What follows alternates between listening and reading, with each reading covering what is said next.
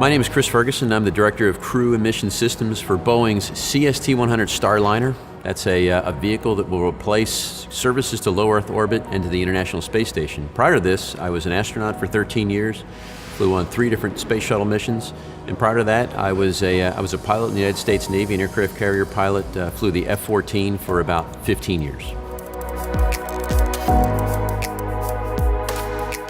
If you are wondering what path you would like to go on, let me just leave you with a thought.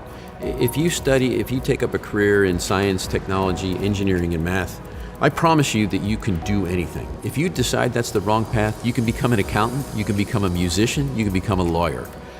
But if you study to be an accountant, you are never going to master the technologies that it will take to get you to go to Mars. So just think about that.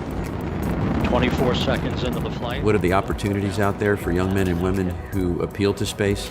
Low Earth orbit is just nothing but a big opportunity. And then, of course, then comes Mars, right? Everybody's interested and compelled by Mars. What are we going to do there? How are we going to get there? These are all problems that need to be solved. When we go to Mars, we will go and we will stay for a year and a half.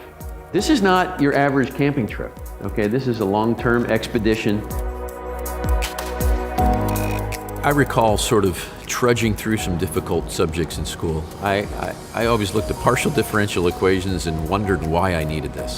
The truth was, you are building a thing within you, right? And your experience base is what forms your ability to make decisions later on in life. You may never need to know how to solve a partial differential equation, but if you do, it gives you the ability to look at greater problems, extract what is really important, and help get to the very crux of the issue and solve the problem.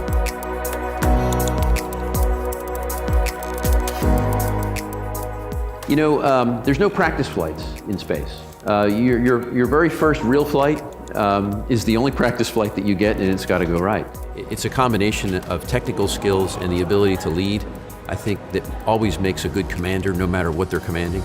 You know, the art of motivating, technical understanding, and execution, I think, is what really is sort of the fundamental of what makes good leadership.